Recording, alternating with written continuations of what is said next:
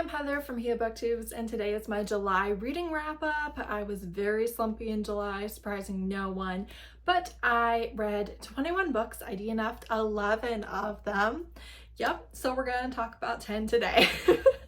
Talking about 10 books in chronological order, as always. The very first book of the month that I finished was The Maid and the Crocodile by Ifueko. I gave this 5 stars. This was a NetGalley arc and a buddy read with my lovely friend Ray at Bookmark Chronicles. I read Raybearer because of Ray. It was one of her all-time favorite books, and she just raved about it to the point that I did actually pick it up despite not being a big young adult fantasy reader anymore, and absolutely loved it. This one, again, absolutely loved. Ifueko's writing I cannot harp on enough. It is so good. It is so good. So our main character was disabled as a child laborer in a work accident, and so she has a mangled foot and uses a cane, and mobility aids, maybe is what I'm looking for, is a pretty significant part of this book, and I really love that, especially in a fantasy, especially kind of as a love language, which you will see. I really liked that that was included and emphasized in this book. So she is a orphan and has spent her teenage years in an orphanage and has now aged out. So this has a lot to say about the foster system and adoption and stuff like that as well. And so she goes to work as a maid because she is mostly disabled and also has the white patches on her skin of coloring. I forget what that is called. Part of their society is that physically disabled people are considered to be cursed. Either they already have such bad luck with their disability that they can also take your bad luck. And she actually has a true magical gift with this, and that is a pretty prevalent part of the story. Obviously, the ableism is kind of confronted in this story, as it should be, and as it should be in our own lives, but it is a part of the story and part of their society. She ends up having a romance with the crocodile god, and I absolutely loved how she wanted a quiet life. That was her goal. She was not going to let anyone tell her that that's not what she should want, and she was also going to be able to make a difference in her community while still living the type of life that she wanted to live. I just adored it. This is split up into 5 parts. I read a part a day, and it was just really, really, really well done. Really well done. I think that if you are interested in it at all, it will deliver on your expectations.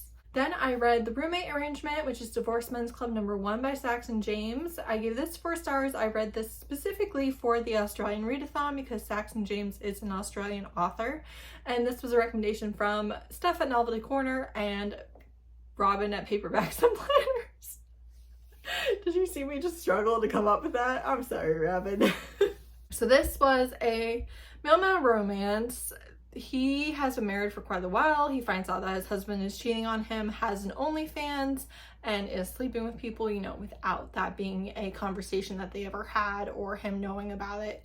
And he gets a divorce, he moves back home, and he ends up having a romance with his younger brother's best friend. Now, his younger brother's best friend has always had a crush on him for decades at this rate.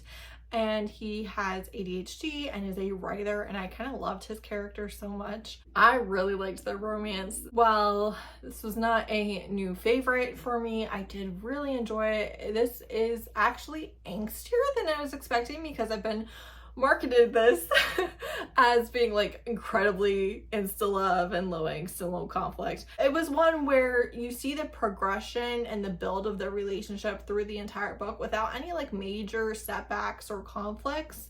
It's very kind of slice of life. It's just them being roommates and becoming more, and you know, just kind of the day-to-day life of that, which I enjoy. But it took them forever to be like secure in their relationship and telling each other how they loved each other and everything like that. So it was a little bit angstier than I was expecting, but was a good time nonetheless. Then I read Sugar Coated Kisses, which is Sugared and Spiced #3 by Lady Marie. I did give this 3 stars. This is basically an erotic romance. It is a masquerade hookup for the sugar baby club. I don't know. That's not the word that I want that the other 2 books have introduced us to. The thing that I didn't love about the masquerade, which obviously this is a good representation of kink. So everything is done safely and with lots of checks and balances, just like you would want in an actual real life encounter. However, I hesitate to even say this. However, it kind of lowers the impact of the fun of the romance novel, because I think if you are going into this looking for a masquerade where they don't know each other's identities, that's not what you're gonna get. That's not what you're gonna get, because, you know, they do know the whole time. There's nothing like that. Even though it's their first time face to face, they know who each other are. They're introduced through friends and, you know, all this stuff. So, and they have a hookup at the club and then they go home. I was bored. I think I might have been the issue. Truthfully, I had been slumping all month long when I read this book. The only reason why I didn't DNF it was because I do kind of want to read all of these, and I knew that there was kind of a bit of a reveal for future books, I think, at the end of this one, and so I wanted to finish it. But I don't know how much I was the problem, which I very well could have been the problem. Reading this a different time of year, I might have given it a much higher rating, or how much this just was okay for me. Then I read Draco Heat, which is Sidonian's #2 by Olivia Riley. This was my first book by this author. It was a recommendation from Ashton Reads in my comments, specifically looking for a prison planet romance, and I gave this 5 stars. I loved this book. This is a new favorite. I can't wait to read more from this author. Like, I had the best time. There were some parts that were really stressful for me, but nonetheless, great time. So she's on a prison planet. She's a human. This one, the love interest is a alien. He is a different species.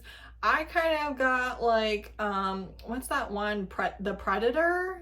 Kind of look like that, I feel like, but I could be way wrong because I just don't picture things well at all when I'm reading. Like, of course I was gonna love this. This is Prison Planet. There's primal play in it, and they're faith and maids. Like, I was gonna love this book. This is a recipe for everything that I like. It was pretty angsty, and it was a little bit dark. He, you know, sees her and is like, oh yeah, oh yeah, I'm into this. She's like, absolutely not, I don't trust you, you're gonna try and eat me and kill me, and, you know, after you rape me and stuff. Like, no thank you. So she's actively hiding from him and is doing a phenomenal job of it, and I love when the main character is like smart enough to pull one over on a predatory species, if you will. I will say she does burn herself on purpose as part of an attempt to hide her identity, and that stresses me out. Just so you know, that happens. They really built a relationship that I loved. I don't want to tell you how that happens because it is like very central to the plot of the story, and it's a fun and interesting twist, but they really did build a relationship. It was not just insta-lust, although that existed between them. They really liked each other and talked to each other and got to know each other, and win-win-win. I thought that there was a really obvious betrayal coming, that I was like annoyed through half of the book, because I was like, this is so obvious, this is what is gonna happen. And then that's not exactly what happened, so I was wrong. Okay, I take back everything I said. Yeah, I loved this. This is what I wanted, and I can't wait to read more. Can't wait. So excited. So thank you very much, Ashton, for recommending this to me. I don't know if it ever would have gone on my radar without you, so you have a gold star beside your name now in my comment section. You don't, because I don't know how to do that, but in my mind, gold star. And you know what's so funny? I so rarely, I know this is bad, I know it is, I so rarely pick up books that are recommended to me in my comments. I almost always read the synopsis and I'm like, I'm not gonna like that. And then I never add it or pick it up or any of the things. But this one I did. immediately, basically, and it was a win. A win. So thank you so much. Next, I read out loud to my children, although I would have read it on my own if they weren't interested. First Test, the graphic novel, which is Protector of the Small Number One by Tamora Pierce, and this was illustrated / adapted by Devin Grayson. 5 stars, obviously. It was a really lovely graphic novel adaptation of one of my all-time favorite books. So this is a spin-off series of another of Tamora Pierce's series, specifically The Song of the Lioness, I think is the series name, but it's Ilona the Lioness. But this was actually the first book of hers that I read. I read First Test first, and I vividly remember getting this book from the library and being obsessed and reading more and more and more of the series, and just, it has so much training and just so many things that were kind of like new to me as a child, as a fantasy reader, and just, I have reread the book before this, so I know how well it holds up, but truly just some of my all-time favorites. Tamora Pierce is highly lauded. I am hardly the only person to be a Tamora Pierce fan, but I really liked this adaptation a lot. It was obviously much easier to get through, much quicker, and my kids really enjoyed it. So basically, you have the kingdom has decided to allow women to become knights if they so choose to. They do have a lady knight, which is Ilona from the previous series. However, she went through being a page and a squire and all of that, disguising herself as a boy. So there has never been a girl knowingly in the training program, right? And so she's there basically on a probationary basis, which obviously is not fair, and that is addressed, but she's there. She's the first page, and she does deal with a lot of stuff because of that, and there is a bully, but she also has friends and people who stand beside her, and she also has teachers who, while they aren't thrilled that there's a girl, they are fair to her. And it's just everything I could have wanted in this graphic novel version. It's great for kids. I want to say she's like 11 or so, and each book basically covers a year or two. So it goes through her teenage years. It's really just phenomenal. It's great. It's the best of the best. Next is Well Bred by Adriana Anders. I read this because of Steph at Novelty Corners. I gave this 4 stars. She mentioned it in a weekly wrap up, and I added it to KU and read it right away. So all I wanted in this was breeding kink. I knew that there was a scene in Primal Play. I would call it very, very small, by the way. That's all I want. I just wanted some kink. I just wanted to enjoy it. I did not go into this to get my feelings hurt, and that's exactly what happened. Exactly what happened. This was a lot more emotional than I signed up for, but it was really good and it was really worth it. There is a lot of sex in this book, but there is definitely an emotional aspect as well. So she is 40 years old. She has done a couple of rounds of IVF and they have not worked, and she can't afford to do another round. This guy is her incarcerated brother's best friend that he met in prison, and he's like 8 years younger than her. He's like 32, and he is like, I'll give you a baby. Let's make baby making happen. And she has a lot of rules about it that were, you know, a bit frustrating, a bit unnecessary at times, but worked out in the end nonetheless. There is no third act breakup in this book, which is good because it did take them 90% of the book to admit that they actually had feelings and were in love and were in a relationship and were not just hooking up. Well, obviously, it's good that they did not break up on top of that. So, like I said, angstier, more emotional, a bit, you know, like I was hurting a little bit for them. More of that than I expected. But really well done. Then I read Sharing the Miracle, which is River Rain 5.5 by Kristen Ashley. I gave this 4 stars. This is the holiday novella following the couple of book 5 in the River Rain series that came out in December, and I was in too much of a reading slump to read it then. Megan at Meowth Vader helped me to remember to read this for Christmas in July, and I'm appreciative of her as always. This one follows the couple having a surprise pregnancy and other life milestones. It is not the most interesting book in the series, but that is what it covered. I wanted to know what all was in this novella because the next book does come out in September, and I of course will be reading it on release day, as I always do.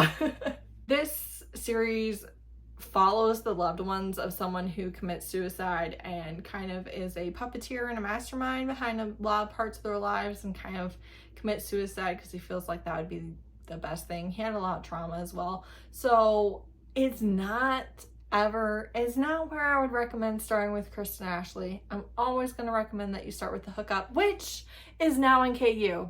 That's right, the Hookup and the sequel, The Slow Burn, which will have you bawl your eyes out, so be aware of that, is now officially in Kindle Unlimited, which is really exciting. So if you have not tried it, please do. It is my favorite small town romance. Period. Full stop. It's my favorite small town romance. So yeah, try it if you haven't yet. Then I read The Sins We Hide, which is Iron Outlaws MC #1 by Scarlett. I gave this 3 stars. This is a motorcycle club romance. She is the daughter of the former president of the motorcycle club and the twin sister specifically, of the current president of the motorcycle club, and they were friends as children and stuff. She and her mom have been in witness protection for the last 10 or so years, and so it's kind of enemies to lovers now. She's actually held captive because they're like, why are you here? This is suspicious. But he is the best friend of her brother. He's also his vice president, and he was in love with her when they were kids and teenagers, and so they really have a thing from back then. The thing is, the misogyny in this book, while I do expect a certain level of that in motorcycle club romances, was too much for me. I was kind of like, yeah. It's one of those things where the way he talked about other women, the fact that he doesn't feel that way about her doesn't really make me feel any better. you know, I just didn't like that part. He Falls First is very, very readable, but it is not a high rating from me. And I read Sanctuary by Ilona Andrews, which is Roman's Chronicles #1, because we're getting a series! I gave this 5 stars, obviously. This just came out on the 30th of July. Roman is a side character in the Kate Daniels series. If you have read the Kate Daniels series to the point that you have met Roman and you have met Roman's family, okay, there's kind of a reveal about that. I would make sure that you know who Roman's family is before you read this. However, this does not have anything to do with any of the plot from Kate Daniels or any of the other spinoffs, so you can read it kind of chronologically wherever you want, as long as you know Roman and his family already. You don't know the other characters that show up, so those are the big ones. If you know who they are, you can read this. I will say this takes place at Christmas, and I would either read it at Christmas or at winter time if you're not reading it right now because it just released. It is very winter and Christmas themed, and I think that you will enjoy it more if you read it in that context. Or at least it will hit. I mean, I gave 5 stars in July, so what do I know? I love Roman. He's one of my favorite side characters. I never thought that we'd get any books about him, so I'm very happy to be proved wrong. We do have a live show discussing this book on Novelty Corner's channel, August 9th at 8 p.m. EDT. I will try and link this live show in the description so you can go ahead and turn on notifications if you want to see us discuss it. I'm very, very, very excited because I've missed talking about Ilona Andrews books with my friends. We are completely caught up on their entire backlist, so we are stuck only having live shows when there's a new release, and there haven't really been any. So I'm just really, really happy and excited that we have a live show coming up. So if you have read this book, feel free to join us. It'll be fun. And then lastly, I read Lethal Vows by T.L. Smith and Kia Carrington Russell. I gave this 4 stars. I've always been interested in T.L. Smith's writing for like 3 years. I've wanted to read some of their books, but they haven't been in Kindle Unlimited. There's like a couple that are in KU now, including this one, so I read it. This is a mafia romance. It is jealous and possessive, over the top. So basically they're arranged to be married when she's like a child. They meet briefly when she is 16, and then when she's 30, he comes back to claim her as his wife. She has moved to New York, has left her mafia family, is a powerful criminal defense lawyer, and I really liked all of that about her. So she wasn't a virgin, she wasn't 18, she had a powerful job and all of that. I like that. I like that in Mafia because it's the exact opposite of what we get for a lot of Mafia princesses. I also liked that she was still a Mafia princess. Like, I liked all of that. It's very over the top, okay? The third act, I think the third act breakup will piss you off. I don't think you're gonna like it. I don't think you're gonna like it. I don't like it. I will not tell you why. I know I often do because I think that reasons why you will or won't like a book aren't spoilers and should be included. However, I think that this is one that I'm just gonna let you find out if you so choose. So just know you're not gonna like it. That part. It did take them to 95% of the book after the third act breakup. 95% of the book before they confessed that they loved each other. So this is one where it is not slow burn on the steam. They are hooking up from the beginning of the book, basically. So you have quite a bit of sex, but they do not admit to loving each other for the entire book. Basically, he's trying to force her to marry him, and she is doing any and everything she can to get out of it. So that's it. That's all the books that I read in the month of July. Of the 10 books that I finished, the first 4 books that I read of the month were diverse, so I had a 100% success rate going there, but that failed. Ended up having 5 that were diverse. Either they were by BIPOC authors, queer main character love interest, or physical or mental disabilities. A lot of those were kind of doubled up. There's more representation, I guess, in the books, but a lot of them were in the same books. So I did hit my 50% diversity rate that I am looking for. I had one solid week of mood reading in the month of July. In that 1 week, I was thriving, and the rest of the month I was struggling a little bit to read, but I fully expected that in July. I finished reading my first book of the month on the 14th and my second book on the 15th. You know, half the month I didn't read. I did want to let you know, because I forgot to say it in the June wrap up, I started June on track for my 200 book a year reading goal. I ended June 33 books ahead on that reading goal, and I'm ending July 28 books ahead of schedule. So that is technically I felt behind by 5 books in July, but I did fully expect that. Not exactly worried about it. So that's the stats that I have for you. Do I hope to read a lot in August? Yeah, of course I do. Time will tell how the August reading goes, but that's it. Those are the books I read. Let me know if you have read or want to read any of these. Thanks so much for watching. Bye.